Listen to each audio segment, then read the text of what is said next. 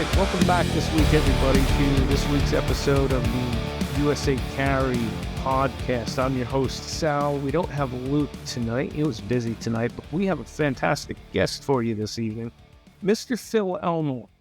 He is a gentleman. I have actually followed his work for some time, and he does all kinds of things. Tonight, we're going to talk specifically about edge weapons and impact weapons, which Phil has a lot of expertise in. But he does a lot, and I follow his social media and his written work, etc. I encourage all of you to do as well. Before we get started with the discussion, let me ask Phil to introduce himself to everybody who may not be familiar. Phil, tell us what you do. Well, I'm kind of a fixture on the internet. I've been writing about self-defense and self-defense weaponry for, I guess, most of 3 decades now, depending on where I start counting from. I started my own internet website magazine devoted to self-defense a number of years ago. I think that was in early, 2003.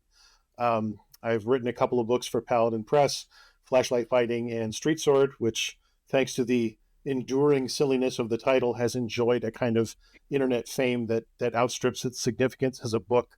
I wrote columns for Survivor's Edge magazine for quite some time. I've written, I can't even count how many magazine articles and website articles and magazine articles that became website articles when Harris Publications folded up and got purchased by Athlon Outdoors, I think it was. Some of the stuff that I had in the hopper got distributed to other magazines that I never even applied to. So I found out I had articles in like Personal Defense magazine and things like that. And I'm like, really? That's news to me. A couple of survival magazines that I'd never heard of. So over the years, I've just been an extremely prolific contributor to the self-defense written landscape. I've worked for a number of internet marketers in the self-defense field as well. And that enabled me to conduct hours and hours of interviews with various professionals in the industry and in survival and in related fields, yourself among them. Mm-hmm. And it's been a remarkable journey because I didn't really set out to do any of it. It just kind of happened. And at some point I look back when I was asked to write a biography for a survival book that I helped rewrite for Modern Needs, which is called The First 72 Hours.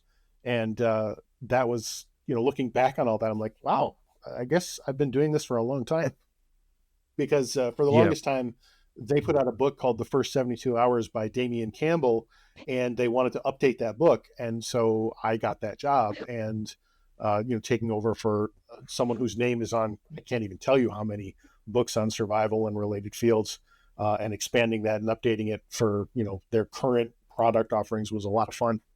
So that's what I do. I'm kind of an article troll. You slip the work order under the door, you come back the next morning, and the written work has been deposited in the basket next to the hollow tree stump in which I live. I spend all of my time in this office covered in memorabilia, just helping to contribute. Sure. And one other thing I'll have to throw in there now, on Facebook, you run the most interesting throwbacks to the 80s stuff. I just love when you run those things about, it reminds me how everything was better. I hate to say it, and people who are not our age, who are much younger than us, don't realize that. I was like, listen, kids today, you never experienced sitting in the back of the bus listening to Motley Crue on a boombox. You did not live. I just feel bad for you. So you're also great about that, all the throwbacks to the 80s. I think it's an occupational hazard that comes with age, because you become an engine of nostalgia after you get into your 50s. You just can't help but start thinking in terms of what has already happened as opposed to what will, because, by 50, you're more than halfway there. Well, I'm only in my early 40s and I'm already there with you. I mean, I'm completely, get off my lawn at this point. Everything was better when I was a kid, so I guess it happens. But what's interesting is the stuff you're into, like the scope of things that you're into. You're one of those guys who's in the self-defense community who does a lot. You're not just gun focused, or jiu-jitsu guy or a blade guy, et cetera. You do all this stuff, even with the prepared, which is really how we, through the preparedness community stuff. And that's always good because I find guys who do a little bit of everything kind of have a broader perspective on the whole prop, whereas you can get guys who are very skilled, but in a very exclusive niche. They don't really see it all. So that's why really you're the guy who came to mind when I thought about having an in-depth discussion into tools that we have talked about a lot. And so people who follow this show, and certainly this show is relatively new, our predecessor show, have heard us talk many times to different people about edged weapons, about impact weapons, but it's always been kind of brief mention. So I wanted to do a deep dive into these tools and the relevance that they have in self-defense and personal protection. Give us an idea of what you do specifically with edged weapons. For example, don't you still make custom sheaths for different knives and that kind of stuff as well? So I know you do a lot with blades. Yeah, I for a number of years now, I've made Kydex sheaths. The idea was popularized by Ed Calderon and Zulu Bravo Kydex, excuse me. I always do that. They started putting out Victorinox fruit knives and Kydex sheaths for them. It was Ed who put the idea out there, and Matt Studebaker was the one who introduced those sheaths. I remember interviewing him about it. I wrote an article about it at the time. And at some point, I hit on the idea, while fully acknowledging that I did not generate the idea. I said, well, there's quite a market for these. What if I did a quick and dirty version, made it cheap, made it always available, and it started selling really well and has sold very, very well for years. I used to sell the actual Victorinox fruit knives themselves with the sheaths, which was a very popular option until Victorinox changed how they handle people who don't have brick and mortar stores. So I had to switch over to a Chinese substitute fruit knife that I do still offer with the sheath, and I offer the sheaths by themselves. I'm completely self-taught when it comes to Kydex. I'm not the greatest Kydex maker in the world, but I've managed to get by. It's been a rough few months in the world of Kydex because my workshop is in the basement, and we had a plumbing issue that repeatedly flooded my basement workshop while I had COVID. There's nothing better than finding out COVID lasts, the worst of it lasts about a week, and then there's a lingering, feeling of another week or two of coughing. But on the worst day of having COVID for the second time, that's when I discovered that the workshop had flooded. So as they say, I'm down there with a shop vac. Well, yes. So I'm down there with a shop vac, and I'm cursing the shop vac. And I get so mad. It's clogged. It's not working. I pick it up. I'm not thinking real clearly at this point. I pick the shop vac up, and my feet both go out from under me on the wet floor. And if I didn't have the good fortune of landing on an anti-fatigue mat that had been moved to get to some of the water, if I hadn't landed on that, I would have just landed on the concrete floor. So I hit the floor really hard, and I'm a big guy. So when that happens, there's always a couple of seconds where you're like, have I just died? Am I dead down here? Like, is this it? So, I'm lying there wondering how badly I've hurt myself. I'm sitting in like a half an inch of drain water. That is what has flooded the basement. It was not my finest moment.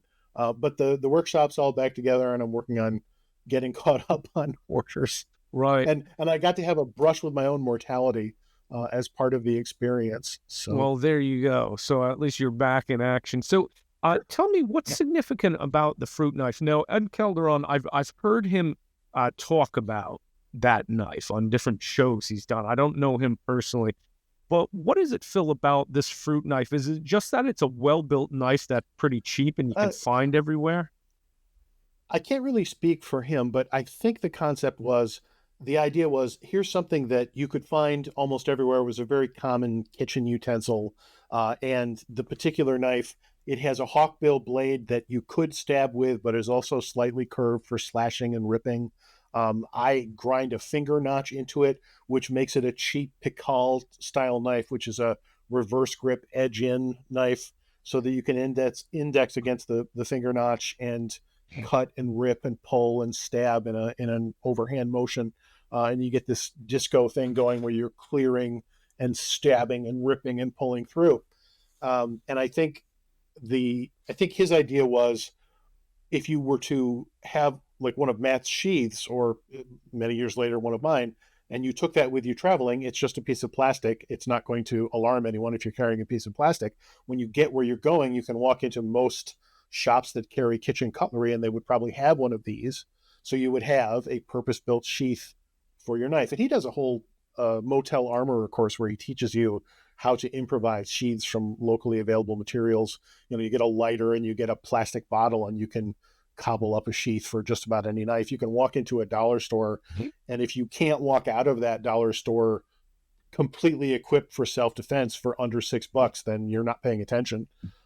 So it's a great way to look at self-defense. It's what people have come to describe as hobo tactical. People used to talk about, how expensive their carry knives were and the elaborate exotic stuff they were carrying. This costs $300, this costs $400. Now people have gone the other way and said, no, this is $2. I'm carrying a $2 self-defense knife, so I'm cooler than the next guy whose package is $3 or $4.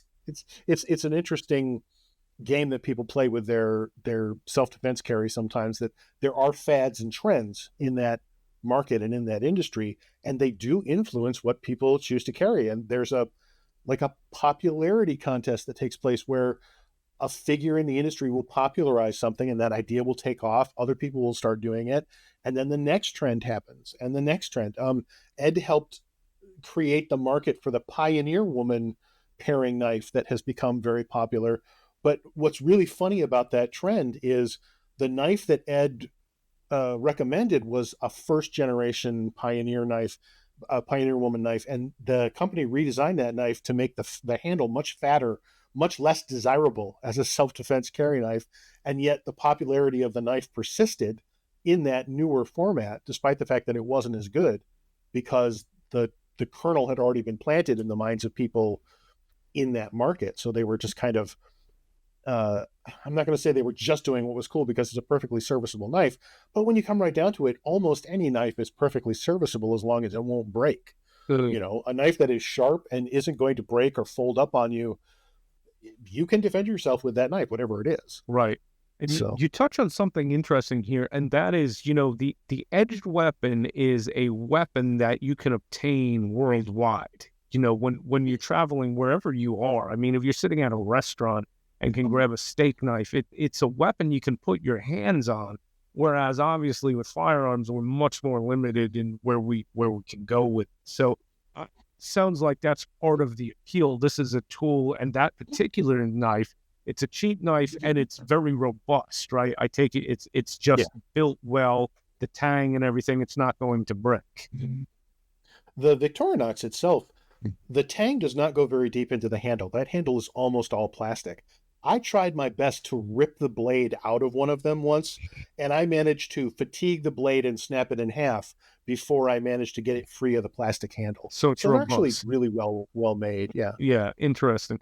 So, when we talk about edged weapons, first I'll just recap to the audience, who maybe a lot of people have heard me talk about knives to the extent that I talk about. I went through a phase for a few years where I did quite a bit of training with a knife. I came to the conclusion that really, as a self-defense tool, what I favored was a small, thick blade knife worn forward of my hips, always worn opposite side of my gun. Because I found, just doing force-on-force, hands-on training, that particular tool can come out into a fight in situations where you can't really get anything else out. And to me, as mainly a gun guy, that's the real value that I saw in it as a secondary weapon. Or if I'm in close contact where, Phil, as well as I do, I don't care how skilled you are, if you're in an entangled fight, when that gun comes out, it's our gun, right? It's, no matter how good you are with retaining a gun, the other guy has a good chance of taking it away from you. And not so with a blade. Small, thick blade, you take that out, you can retain it much better, and it serves purpose that's very niche, but nothing else really serves the purpose as well as that. But beyond that, I'm definitely not a knight. You know, I honestly, the past few years, typically only carry a folding knife. As much as I admired the capability of the small fixed blade in that niche role, it's another thing I was carrying, and my focus again as a shooter mainly, I just kind of resorted back to carrying a good folder. But to me, the knife is mainly an emergency rest. I got stuck in a seatbelt when I was 12 years old. That's literally the last day I ever walked out of the house without a blade on, right? Because it's a very important survival tool. But as far as using it defensively, obviously I would take a knife over nothing in my hands, right? But I also wrestle with this whole issue of the knife is very lethal. There's no denying that. But when we compare it to other possible alternatives we might have, like impact tools, tool that gives us the ability to hit hard, where do you see the knife fitting in? Like, in your opinion, if you had the choice, let's say a Supp or a blackjack, like a good purpose-built impact tool, or a good knife, if you could only have one or the other and you had to walk down a bad, dark alley in a bad part of town, which would be your choice? Well, I'm kind of two minds about that, because the thing about a Supp or a blackjack is that it gives you the ability to apply force without necessarily making the other guy bleed. And that's definitely a realistic concern in this world. The types of people who are likely to make you use force on them are also the types of people you don't want to bleed on you.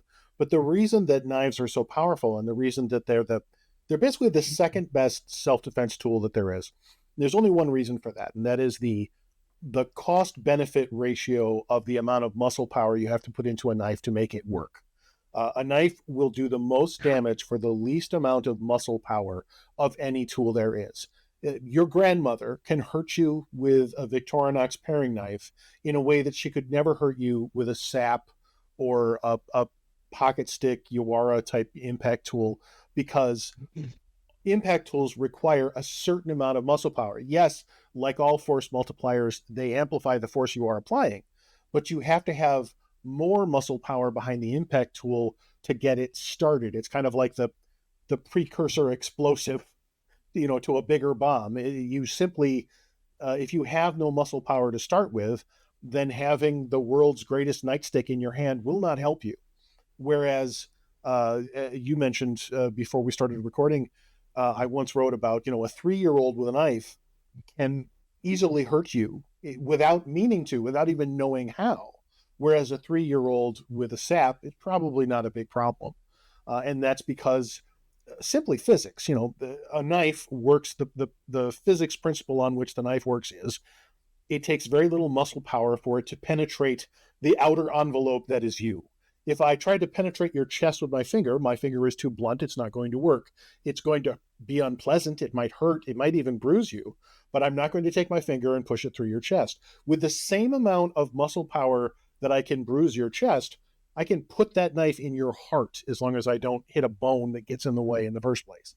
And there have been cases where, I remember reading an article, it might have been something that either Masad Ayub or Hakim wrote about, where a guy was killed with a 2-inch pocket knife that just by accident found its way into his heart. Like a little Stockman, that kind of thing. So because of the power that the knife offers, that power is what makes it so special. And it's what makes it the second best personal defense weapon, the first one being a gun. You simply, no matter how many people want to argue, I'd rather have a knife in such and such situation, doesn't matter. The gun is always better. And even people who do gun and knife work, like I asked Craig Douglas once, if you were fighting someone who was on top of you, would you rather cut them off you or shoot them off you? And he said, I would rather shoot them off me, if I remember his answer correctly. So if we set aside, if for a lot of people, carrying a gun is not an option. And so they necessarily must choose the second best weapon, and that's going to be the knife. or something else if they want to drop down even further tiers. And even if you do carry a gun and you have the option to carry a gun, you should be carrying a knife as a backup to that gun and also just as a utility tool. People have forgotten that the tactical folder first hit the market because the idea was knives are good to have from a utility standpoint, but if you're going to carry a utility knife, it might be nice if that knife could also be pressed into use as a self-defense tool. That was the whole concept. That's when the term tactical folder was coined.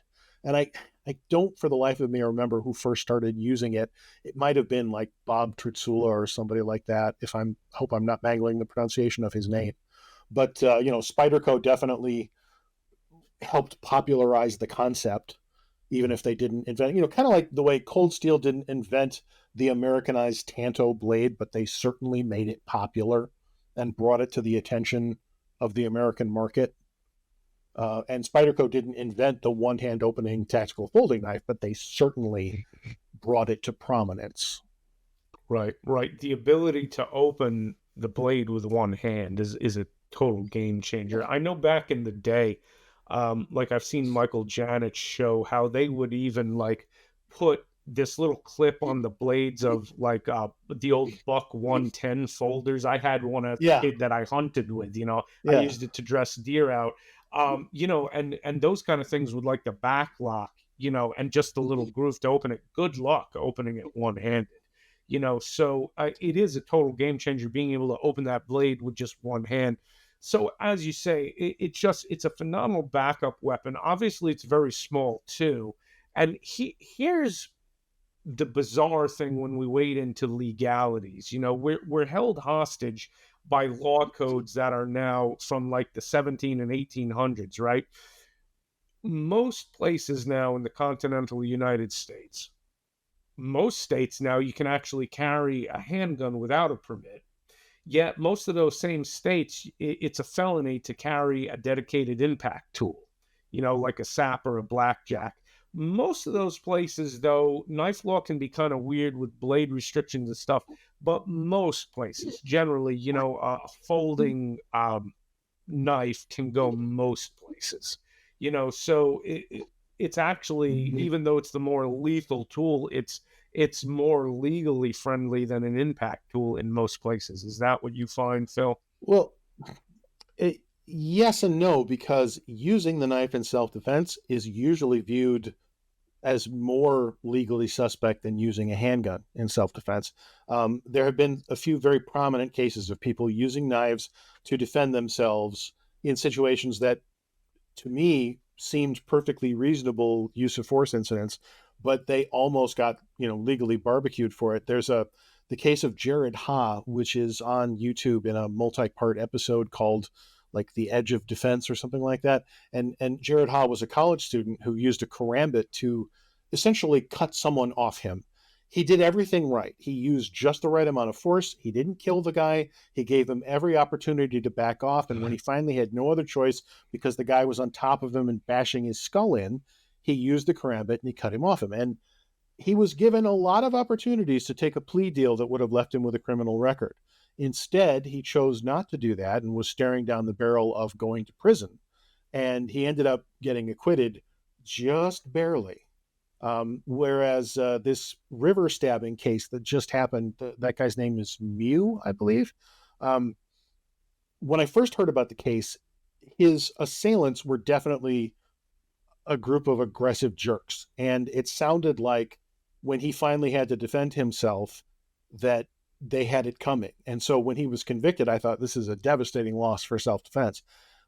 A deeper look into the case, though, showed that he made a lot of mistakes, including being evasive about his involvement, lying about having the knife in the first place, trying to ditch it, making mistakes that you can't afford to make, because if you use a knife to defend yourself, you probably will end up in court over it. And if you didn't do everything perfectly, you will be convicted. And even if you did do everything perfectly, you still might be convicted. So the best you can hope for is a might. Mm-hmm. And it's because we just don't view self-defense with a knife as anything but the behavior of a criminal, kind of socially, which is unfortunate because for a lot of people, again, carrying a gun is not an option. And yes, if you use a gun to defend yourself, you might very well be staring down the barrel of prison too. There was a very prominent case in Rochester, New York, involving a guy named Roderick Scott, he's sort of the inverse of the racially tinged cases we see in the media all the time. Roderick Scott was a giant football player, black man. He shot a white teenager who charged him after Roderick Scott caught him breaking into his car. He didn't know the person charging him was a teenager. He just saw a figure charging him after he came out to see who was breaking into his car, so he shot him. He was acquitted, but again, only barely. And all of the same tactics were trotted out to try and put him in prison, even though the races were reversed in terms of the media template that we see so often. It was a really informative case, and I wrote an article about it that is one of the most commented on articles on my website because people still find it. Roderick Scott's name will come up as an example of the typical, handgun use of force case where the races are switched versus what we typically see people talking about in the news, which is not to say that that's what always happens. It's just that's what gets talked about. Right. We are reaching a point where so few people actually understand self-defense that they're not just ignorant of what constitutes self-defense and when you're justified in using force. They're ignorant of their own ignorance, which is dangerous because what you then get are juries of idiots deciding the fate of people, what's his name, Daniel Penny, is it the guy who choked out the crazy person on the subway, and unfortunately that guy died. And so then we get people complaining like, I was assaulted on camera and the men standing around did nothing. And well, lady, we've seen what happens when we do something. Right. So we're making it very difficult for all of our citizens to exercise the fundamental right of self-defense. And using a knife to do that is that much harder. You make a fantastic point there. And I'll clarify, before I was saying the knife legally to carry can go more places, but I'm glad you brought this up to, using it. And I want the audience to take note of this. So you're a knife guy. There's no question about that. I've read a lot of your stuff on edged weapons, and you're stressing the importance of this legal consideration because, quite frankly, I have heard a number of, self-proclaimed or even, respected blade guys say, oh, there's no difference, etc. But you are saying exactly what the professionals in this regard that I trust say. Kelly McCann has told us the same exact thing, that the use of the blade is considered felonious under the judicial system. Right. And it should not be that way. But there's a lot of things that should not be. Right. We should not be worried about malicious, woke prosecutors going after people who defend themselves legally, no matter what tool they use. But this is the reality that we live in. And depending on where you live, it's just like anything else, right, Phil? Like if you live in certain rural areas and you have a prosecutor who actually prosecutes criminals, not law-abiding citizens, then maybe it won't matter if you use a knife. But people should be aware of this. You are entering a new realm of possible legal danger that literally using the more effective tool, if you use that, may be no issue. It could be the same exact scenario. And again, I've seen the cases where I read it and thought, if the guy had used a gun, it literally wouldn't be in the news. I would not be reading about it right now. It's because he used a blade that all of a sudden now he's being prosecuted and it goes to either grand jury and then goes to a full trial, because for some reason in this country, we view the use of the blade as a thing that the thug does. I don't know if it's still a throwback to, West Side Story, that kind of crap, where... It's funny because a lot of our anti-knife laws, especially anything involving switchblades, goes back to the cinematic culture of the 50s when our lawmakers were assailed with ridiculous Hollywood imagery of miscreants and juvenile delinquents dueling each other with switchblades. And, before that, a lot of knife laws in the United States were dictated by attempts to quell dueling and dueling culture. So in a lot of cases, we have a lot of laws on the books that are extremely antiquated in terms of what they were trying to address, and yet we're still living with them. But we also don't help ourselves, and I'm as guilty of this as anybody in the, if you want to call it the knife culture, because we live in a wonderful time of knife cults. There exists, if you want to learn how to use a knife by itself, there are a number of knife cults who will gladly help you. And I don't use that term pejoratively. I mean, Libre fighting and Piper knife fighting and some of the newer outfits like Medusa knife fighting. These are groups that just teach the use of the knife primarily. Now, and I'm not trying to, if they do more than that, I'm certainly not trying to, give them short shrift. It's just that that's what they're known for. And that's primarily what people come to them to do, is to learn how to use a knife as a weapon. And there's a culture associated with that. Ed Calderon and all of the sugar skull imagery and everything. The sort of the I'm not sure how to describe it. It's a culture that plays on our fascination with mortality and the iconography and the imagery that goes with it. All of that stuff is really cool. And like I said, I'm as guilty as the next guy of posting stuff like that on Instagram. The problem is that when people from outside that culture who don't understand the first thing about use of force look in on it, what they see are a bunch of dangerous thugs. It doesn't matter to them that these are the people who are the least likely people in the world to commit crime, because they're all concerned with self-defense and they're trying to stay out of jail in the first place.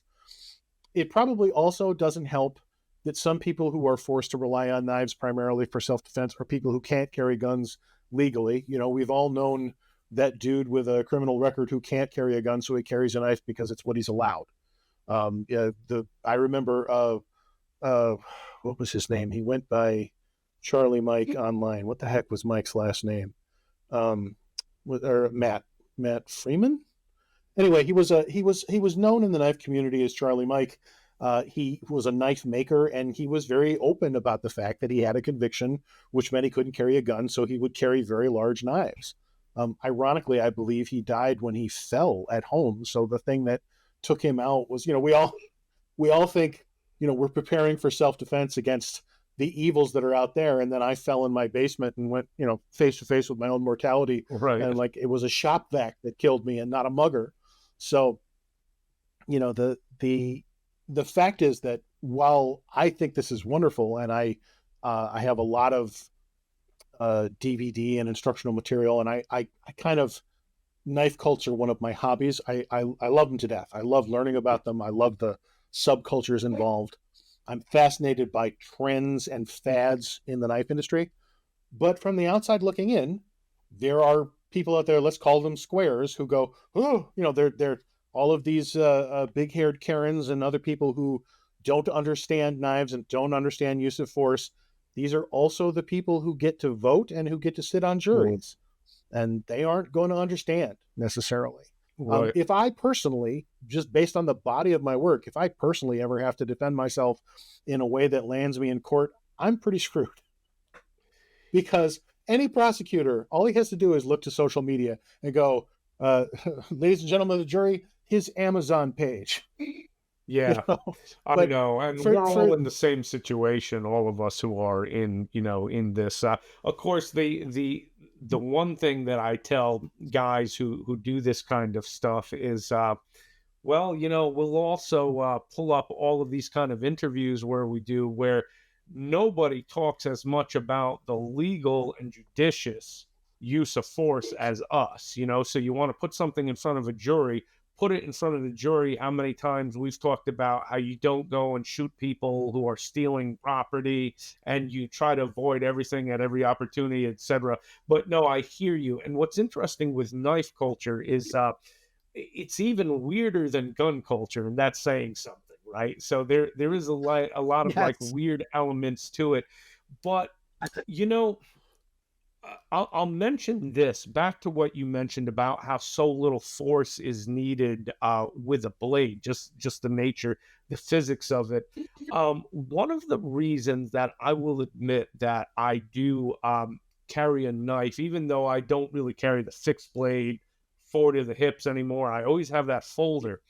When I have to go places where I can't carry a handgun, most of those places, I can carry at least a folder. Some places with blade restrictions, I can carry at least up to 3-inch folder. I kid you not, one of the primary reasons for that is for animals. So if I got into a tussle with a human being, I'm fairly robust and strong and I know how to hit. I'd rather hit a guy with an impact tool.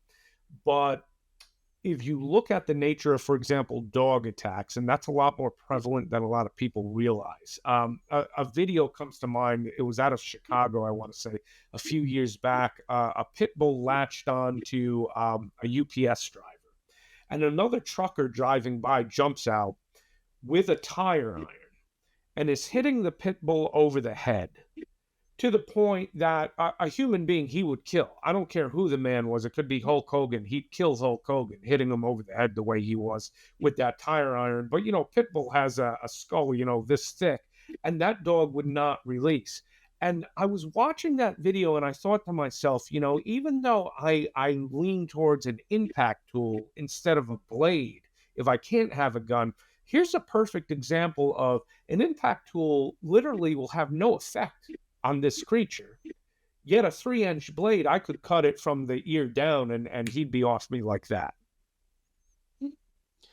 You can construct any number of hypothetical scenarios, but it always comes back to simple physics. Being able to insert that blade into the body of the person or the animal that you're trying to neutralize is what gives you the advantage. And yes, with like a pocket stick or a flashlight, if I strike you on the temple with a lot of force behind it, that's potentially fatal. But being able to stab you in the neck is a much more immediately potentially fatal thing. And yes, under adrenaline, you may not notice a superficial cut. There was one class I took with, I think it was John Holstein, who said, as you're cutting the assailant, you should be shouting, "Stop, you're cut, stop, you're cut, I'm cutting you, stop, you're cut," so that it kind of filters through to them, hey, I'm taking damage. But no matter, it doesn't matter how adrenalized you are, if there's suddenly a blade in your throat, you'll probably notice. Yeah, and speaking of which, Phil, since the blade relies on basically depressurizing somebody, it's brutal business. We're relying on literally their blood pressure lowering enough they will be neutralized at some point. We know that stabbing them all through the body can be very ineffective at stopping somebody quick. If we come to the point where if we were only armed with an edged weapon, and if we had to stop somebody quickly, and we're talking about a deadly threat who's trying to kill you, maybe you're a female who's getting pummeled by a big, powerful male, it's a deadly threat. It's not, fisticuffs over a parking space or something ridiculous, right? What are the target areas in the body that you recommend? I know there's the psychological impact, certainly going for like ocular cavity and stuff, but what should we be looking at to actually stop a human being quickly with a blade? Really, it's what's available to you in terms of the situation you find yourself in. It's all fine to say, well, yes, go for the face if you can. And yes, that's a great set of targets anywhere on the face, near the eyes, that kind of thing, because that will cause someone to react when they see that coming at them. And, taking a cut to the face, or God help you, to an eye, is immediately life-changing and fight-changing. But you may not be anywhere near that person's face. So it just comes down to what's available. Where can I put the knife to do the most damage? And that could be anything from, here's his flank, all I can do is drive it in there again and again and start shouting, "I'm cutting you, I'm cutting you." Or it might be, I'm going to work my way around this arm, which is the target that I have available to me. And sooner or later, I'm going to get to something that's going to stop his fingers from working. It's a very much a, rather than coming into it with, I really prefer these targets, it's, of all of the many targets on the human body, what's actually accessible to me right now, closest weapon, closest target, that classic principle. And, how much damage do you want to do? Because it's one thing if a guy starts reaching in your car and you're in a vulnerable position where he might be grabbing you to start beating you, you might be able to cut his arm off you and discourage him in that way, just enough for you to get away. Mhm. Or it could be a case where someone is on top of you and you have no choice but to do as much damage as you possibly can to stop him from beating you to death. Because, if you're taking damage, if someone is raining blows down on you while you're in a vulnerable or trapped position of some kind, you're in a car or you're on the ground under them, you could be blinded before they're done punching you in the head. Mhm. This is not a good thing. You could die, but there's a lot of other bad things that can happen to you before death. Right. Before we get to the last stop, there's many other train stations you don't want to stop at, and being punched so you go blind is one of them. Yeah, exactly. So let me ask you this. What are your thoughts on, now you mentioned you go with a target you would have, but what are your thoughts on the idea of mechanical cutting?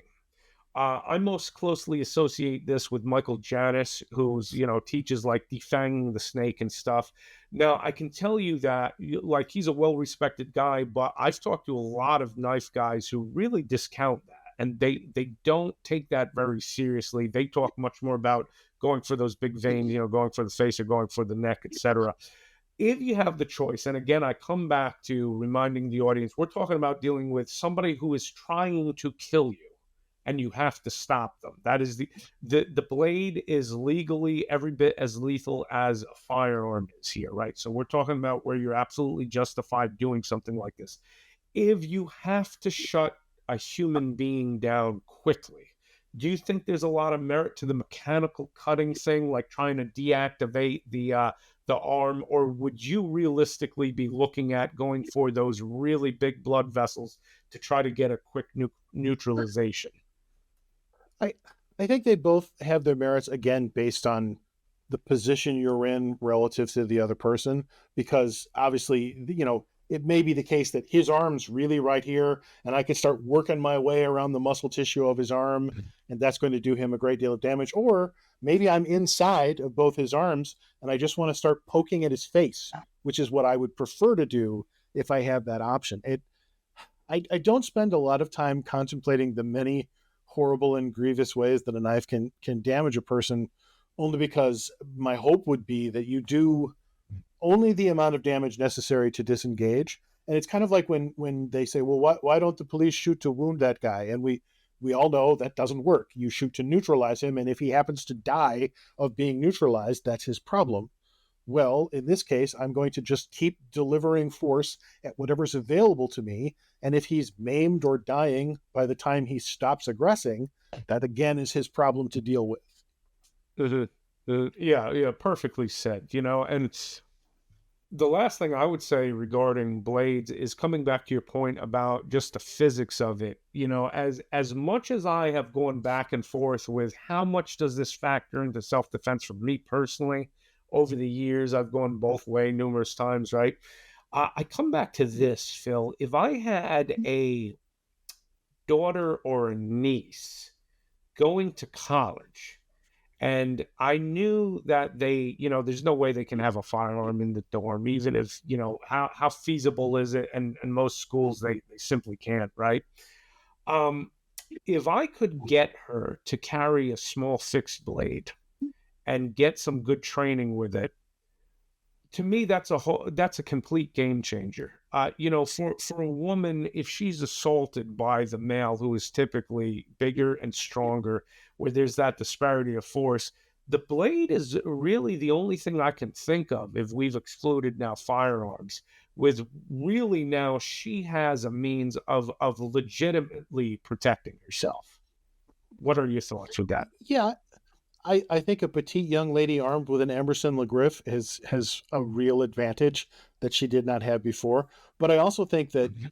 rather than fixating on any one tool, if you can get that young lady also to embrace self-defense as an overall concept, then maybe she also has a Kubotan on her keychain, and maybe she has also got pepper spray that she's carrying with her, and maybe she's also carrying a small, very bright flashlight that could also be a striking tool. There's so many tools that aren't a knife that are still useful to have and would be preferable in discouraging someone before it gets to something much worse.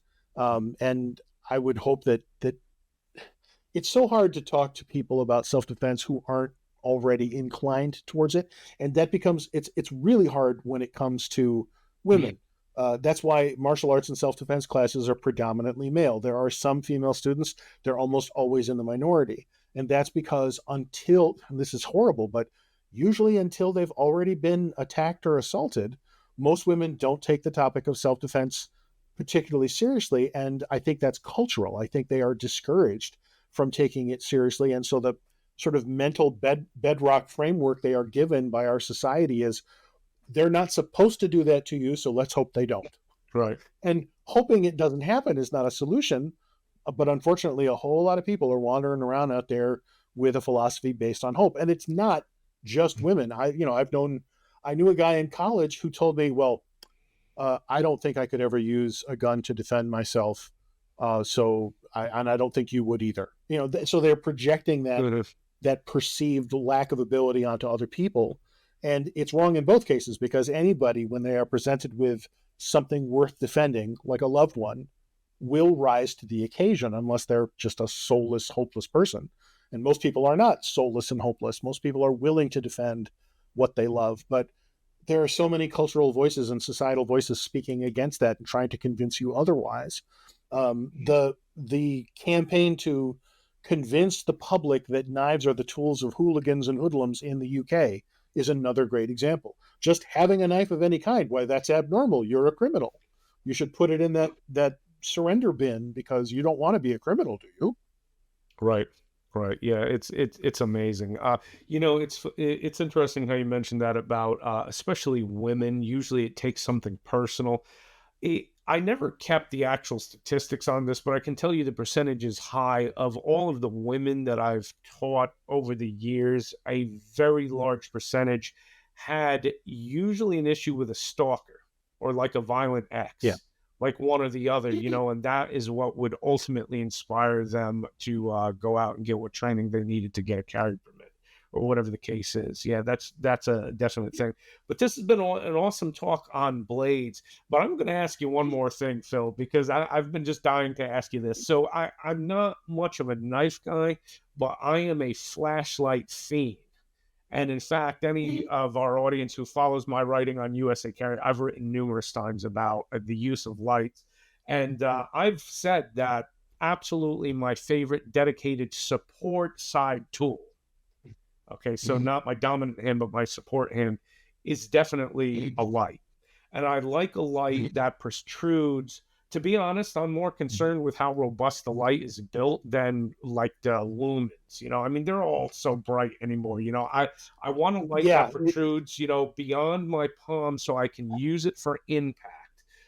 What are your thoughts on, and I know you literally wrote a book about this, but as a force multiplier, hitting somebody with that, how much does that change the equation? Now, again, we got to go back to, your grandmother's probably a lot better with a blade than your 85-year-old grandmother than with hitting somebody with a striking tool. But for somebody who's fairly strong and can actually knows how to land a hammer fist, how much does that change the equation? How much more force is going into that if we're using a light, or of course it could be, a pocket stick or some other tool like that, but in particular a light?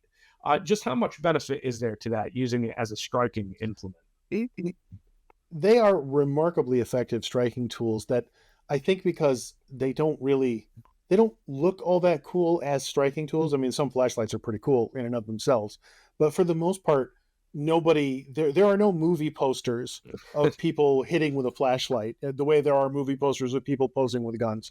And so as a result, I think the whole pocket stick Yawara flashlight concept is dismissed by a lot of people as not that big a deal. And I've even seen people go, well, you don't want to carry something like that because then you can't grab people when you want to. You'd have to drop it to grab people and so on and so forth. Just dumb things. Mm-hmm. It's, again, simple physics. The reason any cylindrical tool like that works for self-defense is because it doesn't feel pain. It doesn't break as easily as your knuckles do.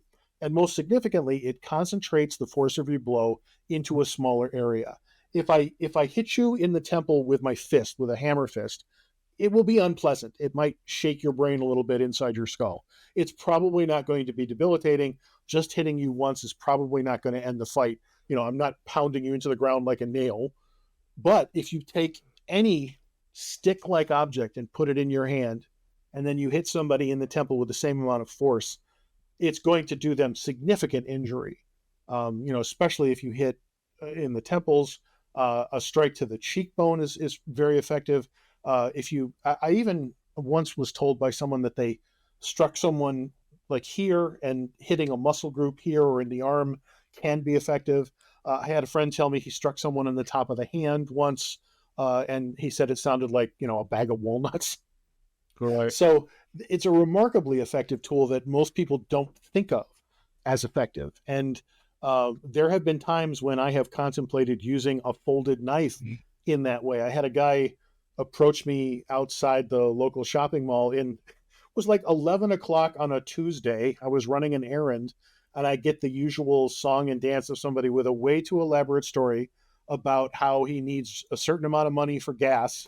And this was a particularly clever opener because he said, mall security just gave me a gas can. And I remember thinking, that's very clever. You're trying to disarm me by letting me know that you've already talked to mall security, and they gave you a gas can that is nowhere in sight. And then he said, oh yeah, my kid's back in the car and we just need X amount of money. So meanwhile, I'm taking the folded knife out of my back pocket and holding it in my hand like it's a pocket stick. And I was going to hit him in the side of the head with it. Because there was no time to. It's one of those Mercator folding knives that takes two hands to open, and there was no way to open it. Because I was feeling casual. It was a sunny day. My guard was down a little bit, and then here comes this guy. I'm like, oh right, because I wrote a whole book on this too. I wrote a book called Street People Strategies, which is all about the various con jobs that people will present you with on the street as a precursor to mugging you. Is it? And this has happened for many years. I used to go downtown Syracuse regularly, and that's where I amassed my stockpile of stories of all the different con jobs that people presented me with. And I remember thinking, where were you when I was writing my book? Because I would have included this. It's a particularly clever line. So Street People Phil, Strategies that's awesome. I need to. Is that still on Amazon? Oh yeah, it's relatively new. Okay. It was originally it was originally stuff that I put together a number of years ago, and I updated it just recently, just within the last few months, and put it on Amazon. And it's done really much better than I thought it would, because apparently this is a pervasive problem of people approaching people on the street. And there was one negative review. I wish there was more in here about solving these problems in a way that isn't physical. And I was like, what did you want to do? Right. No, I'm going to have to read this because I've written extensively about this, dealing with what Craig Douglas calls the whole managing unknown contacts paradigm, which he really synthesized a lot of concepts that were around for a long time, but he really put it together in something very effective. And in fact, I just a few weeks ago trained with John Murphy of FPF Training, who does a lot of work on that. And it's something I mentioned to everybody else in that class. I told them, for any of you who have been sheltered enough to think that this is all hypothetical, if you spend as much time in Baltimore as I have, you've heard it all for real. Unfortunately, I've spent a lot of time for work in Baltimore. So every one of these things that guys like Craig Douglas will use as an example, I've heard literally all of them. Hey, you got the time? Hey, can I ask you a question? Hey, my dog is lost. Like every one of them, this is for real, So I'm very curious to see all the good stuff you have in that book. I'll have to pick it up. I got one time a guy asked me for a very specific sum for a bus ticket. And I talked to somebody who worked local to that street and mentioned that this had happened. And she said, yeah, he's been trying to get on that bus for 4 years. Yeah. And, but people who don't really spend any time in urban areas, it must be nice to not have to. But literally, I don't think have ever dealt with this. A lot of people grow up in environments they've never dealt with this. And yes, a lot of times it's not that nefarious. They're literally just trying to shake you down for money, but they use these strategies to get close, right? To launch an ambush. Yeah. And that's what people have to be aware of, you know? So awesome. Well, I'll definitely pick up that book.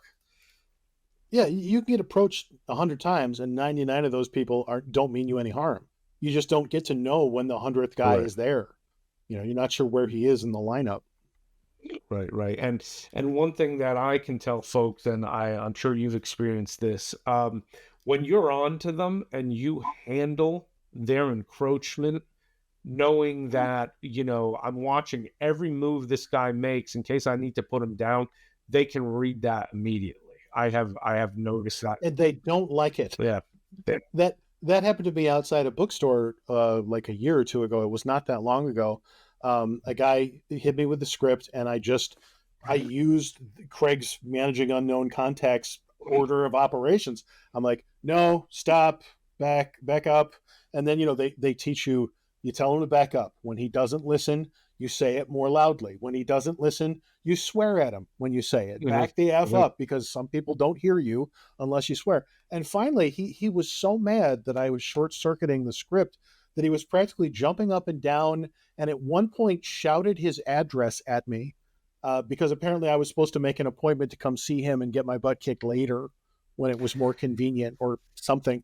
A friend of mine was like, "What was the address?" I'm like, "I don't know. I wasn't listening." Yeah. You know, because you're focused on keeping him at a distance and getting in your car and drive. I thought for sure as I drove away he was going to throw something at the car. He was that mad about having his script short circuited. Right. But it works. It The absolutely is. methods they give you, the methods that people like Chris Fry from MGTS and Craig from Shivworks, that they give you that script and the order of operations, and it just works. Well, I can tell you that what Craig teaches, the circular motion, to flank them so that you can see what's behind you without taking eyes off the known. I've done that twice for real on very aggressive street people, and both times they looked like deer caught in headlights. They had never seen it, and they're like, "What is happening?" And they literally just turned and walked away both times. So, you know, knowing Yeah. how to handle this kind of encroachment can obviously prevent you from having to go kinetic, which is way better for everybody all the way around, right? Certainly. So, Well, Phil, this has especially been because awesome. I'm Yeah, go ahead, finish that thought.